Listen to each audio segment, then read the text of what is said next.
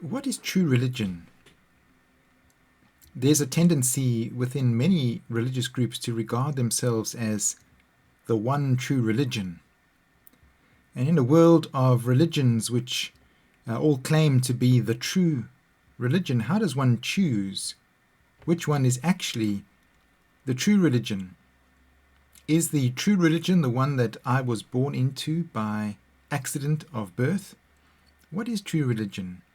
Is there such a thing? While I was away, those questions of what constitute true religion kind of were turning over in my mind, sparked by two stories. I'll begin with the one and end the sermon with the other. While I was visiting my brother Wesley and his family in Cape Town, my sister-in-law Marcia told me about a friend that she had met at their church. I don't remember what the friend's name was, and so for the purposes of this story, I'll simply call her Joy. Joy had been part of a very evangelical Christian church that read the Bible in, I guess one would need to say, a very fundamentalist way. But a major change happened for her fairly recently, I came to understand, when she was admitted to hospital. She was alone because she had no family. And she was in a ward with a Muslim woman. There's a fairly large Muslim community in the Cape Town area. The family of the Muslim woman would visit her faithfully.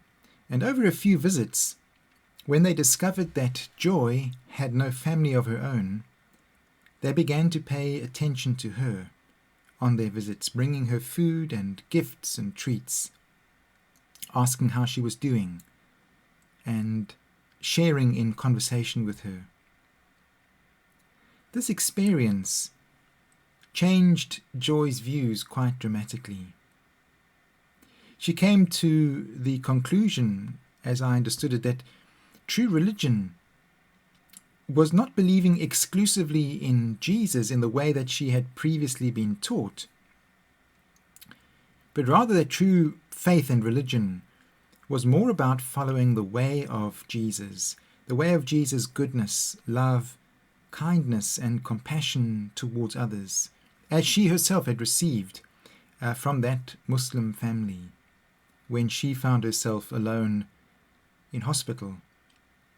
Before this experience, her faith would have taught her that Muslims were at best misguided and probably at worst were to be regarded as sort of worshippers of demons or the devil, and therefore destined for eternal punishment. But in hospital, she had experienced them as channels of God's kindness and compassion. This cognitive dissonance between what she had been taught and what she had actually experienced led her to try and find a church that would give space for this new religious insight. And so it was that she found herself finding a home in Wesley and Marcia's church, my brother and sister-in-law's church. The question of what constitutes true religion is a theme repeated across the pages of the Bible. At times it almost feels a bit like a debate because I don't think there's only one view. And in the midst of all of this debate, some of the Old Testament prophets give some interesting perspectives. The prophet Isaiah lived around 700 BC. In Isaiah chapter 1, speaking on behalf of God, the prophet does not hold back. As he criticizes the people of Judah and the city of Jerusalem, he speaks of them as a people in rebellion against God.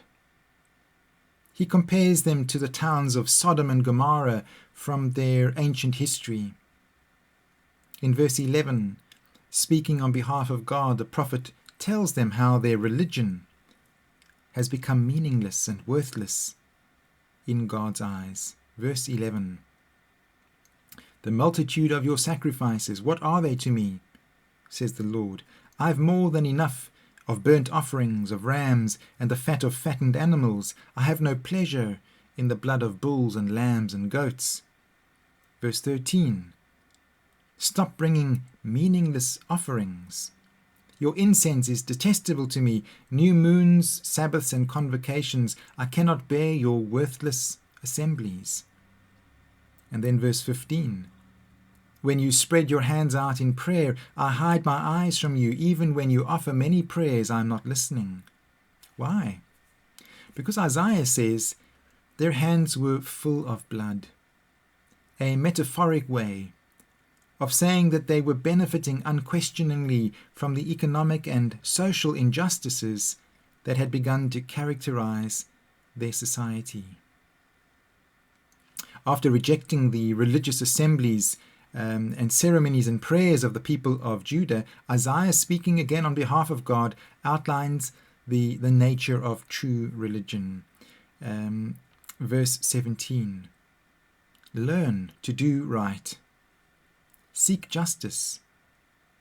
Defend the oppressed. Take up the cause of the fatherless. Plead the case of the widow. True religion, according to the prophet Isaiah, is not so much about taking part in religious services and ceremonies, but rather true religion in his mind is about doing what is right, seeking justice and fairness, defending those who are oppressed, taking up the cause of orphans, and pleading the case of widows. In other words, true religion is not about singing the right hymns or reciting the right creeds. True religion is about acting with integrity, kindness, compassion, and generosity, especially towards the weakest and most vulnerable members of society. Living about 700 years after Isaiah, Jesus faced similar problems in his time. His clashes with the Pharisees almost all revolved around the questions: is true religion about following the correct religious rituals and obeying the correct religious purity laws? Or is true religion living in wisdom and compassion towards one's neighbors? Is true religion believing the correct things about God, one could say? Or is true religion living in harmony with the ways of God? And what are those ways of God?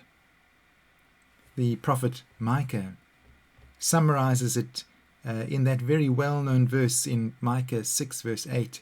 And what does the Lord require of you?